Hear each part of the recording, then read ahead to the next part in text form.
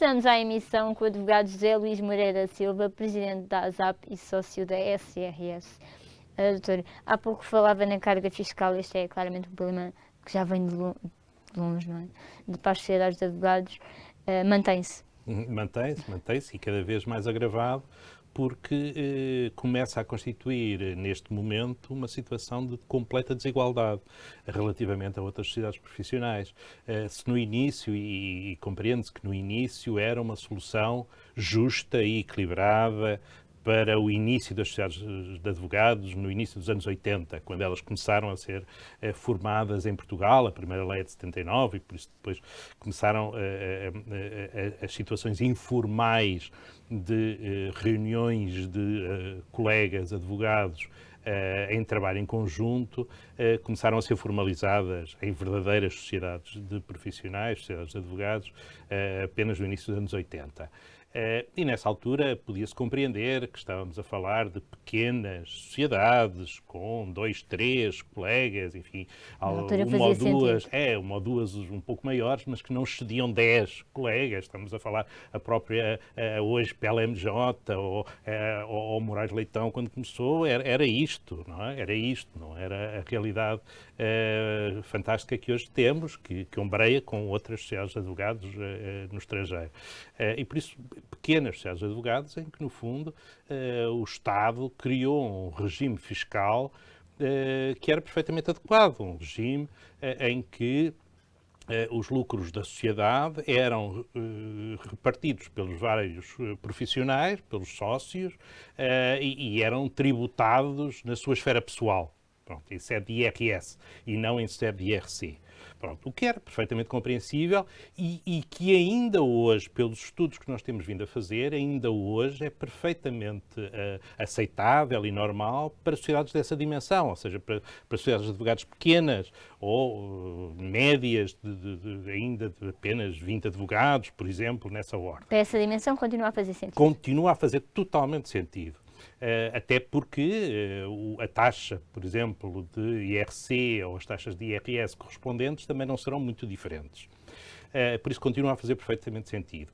Agora, para as sociedades de advogados, que começamos cada vez mais a ter em Portugal, de 40, 50, 60, 70, 100, 200, 300 advogados, é claramente algo que já não tem sentido.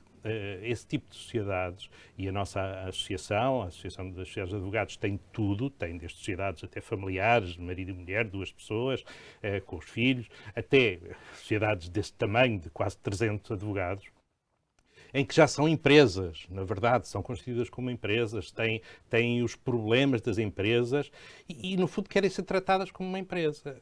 Quando falamos em investimentos brutais que são necessários no digital, de centenas de milhares de euros, quando estamos a pensar, por exemplo, na internacionalização, que tanto pedem a toda a economia portuguesa que faça uma internacionalização. Criar e o nosso mercado alvo é claramente o mercado dos países de expressão portuguesa, Angola, Moçambique, Brasil, outros países da África, até mesmo em Macau ou Timor-Leste, onde já várias sociedades de advogados portuguesas têm escritórios parceiros. Isso significa também um volume de investimento extraordinariamente grande. Por que acha que nunca houve essa atualização? Nunca houve esta atualização porque parou no tempo, não é? Se há das coisas mais conservadoras é o Ministério das Finanças e dentro do Ministério das Finanças o Fisco. E isto parou no tempo, ainda olha para as sociedades de advogados como sociedades de pequena, média dimensão, em que os sócios se confundem com a própria sociedade.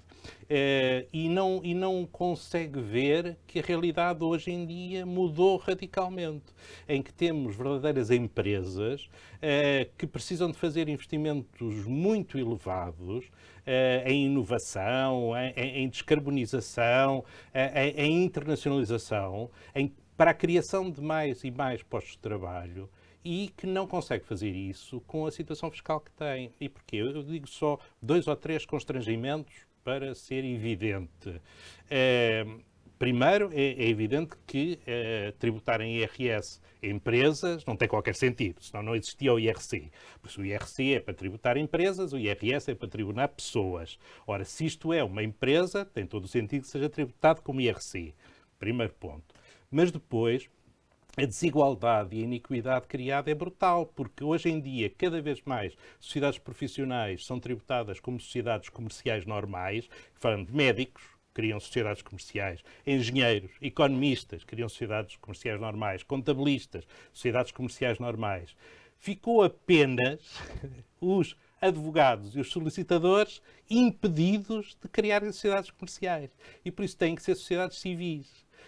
Não tem qualquer sentido sermos as únicas sociedades profissionais em Portugal que estão impedidas por lei de se transformar em sociedades comerciais. Por isso, essa primeira desigualdade, ou seja, nós, comparados com médicos, advogados, com médicos, economistas, enfim, as outras profissões, porque esta disparidade entre nós? Não há razão nenhuma justificativa, material. Segundo, e ainda mais grave, é que com as regras da União Europeia, Portugal foi obrigado a deixar entrar em Portugal, e normalmente e justamente, as sociedades de advogados estrangeiras, que se podem estabelecer em Portugal e exercer a sua atividade enquanto sociedades da União Europeia, liberdade de estabelecimento. Ora, em Espanha, em França, em Inglaterra, agora a Inglaterra já saiu, mas tem um acordo que ainda lhe permite alguma liberdade de estabelecimento. Mas Espanha, Alemanha, França instalam-se em Portugal com os seus regimes próprios. E os seus regimes próprios são de sociedades comerciais tributadas como qualquer empresa nesses países. Ou seja, cria-se aqui uma desigualdade ainda maior, porque já não é só uma desigualdade entre sociedades profissionais, advogados com médicos ou engenheiros, mas dentro da própria profissão. Por exemplo, a nossa sociedade, que é portuguesa, a concorrer com uma sociedade inglesa que se estabeleça aqui em Portugal, não está no mesmo pé de igualdade. Eles têm outra situação financeira derivada de um regime fiscal diferente que lhes permite fazer investimentos que nós não temos essa capacidade. Ora, esta situação total de desigualdade é que tem que ser combatida, porque começa a ser quase uma concorrência desleal. E vislumbra uma resolução deste problema? A questão neste momento, bem, a curto prazo é impossível porque não há governo neste momento. E o Parlamento é a iminência de... Exatamente. Sim, mais uns dias e já nem Sim, Parlamento. mas fala em 2022. Pronto. Mas, enfim, mantemos a esperança porque já negociamos isto há muitos anos, a própria Ordem dos Advogados está connosco e tem-nos acompanhado. Já tínhamos um acordo formal com a Autoridade Tributária relativamente a uma proposta que apresentámos. E por isso, tecnicamente, estava correto, tinha sido considerado correto pela Autoridade Tributária, que no fundo passa pura e simplesmente pela criação, em vez de uma imperatividade do regime do IRS, uma opção pelo regime do IRS, ou seja, como disse há pouco, as pequenas sociedades ainda têm totalmente interesse em manter o regime atual, por isso não é uma obrigatoriedade agora todos sermos transferidos para o regime do IRC, é só aquelas que no fundo entendem que pode ser benéfico para si, e por isso temos aqui uma situação de direito de opção. As sociedades optam ou por manter-se no IRS ou passarem para a sociedade comercial com o regime do IRC. Farão as suas contas e verão aquilo que é melhor. E estamos sempre a falar, e por isso que a Autoridade Tributária também não colocou nenhum óbvio, porque, enfim, o montante de rendimento fiscal que aqui está em causa é extraordinariamente reduzido. Por isso não é por aqui que haverá qualquer impedimento. Tudo aquilo que o governo, os vários governos, não é só este atual que vai cair, mas os anteriores, com quem temos discutido, é sempre uma questão estranha de política, porque infelizmente no código do IRS esta nossa situação fiscal está classificada com um nome que politicamente não é o mais correto. Transparência fiscal. E o governo que nos tem dito é como é que pode ser que nós agora acabamos com a transparência fiscal das sociedades de advogados. Que nome é que lhe vão dar? Pronto. Por isso não pode ser transparência fiscal. Vamos, obviamente, manter toda a transparência. Uma empresa que é tributada em IRC tem a mesma transparência fiscal que tem uma pessoa tributada em IRS. Por isso é claramente um nome que não corresponde à realidade. E por isso o que nós não falamos mais desse nome, o que queremos é um direito de opção de sermos tratados como empresas que somos. E por isso aqueles que quiserem Terem essa opção. passem a ser tratados em RC e passar a estar em igualdade de circunstâncias. E com isto, vejam um exemplo muito concreto que nos penaliza fortemente. Os rendimentos que retiramos da sociedade não são imediatamente entregues aos sócios das sociedades de advogados e não são por uma razão muito simples que acontece em qualquer empresa. É preciso investir. É preciso investir em software, é preciso investir em parcerias no estrangeiro, é preciso criar novos postos de trabalho e, por isso, o dinheiro que é o nosso rendimento do exercício da atividade na profissão não vem tudo para casa, Claro. não vem tudo para o nosso bolso, tem que ficar na sociedade. Ora, no regime do IRS, nós somos tributados na mesma como se tivéssemos recebido esse dinheiro que nunca vamos receber. Certo, muito Enquanto que obrigada.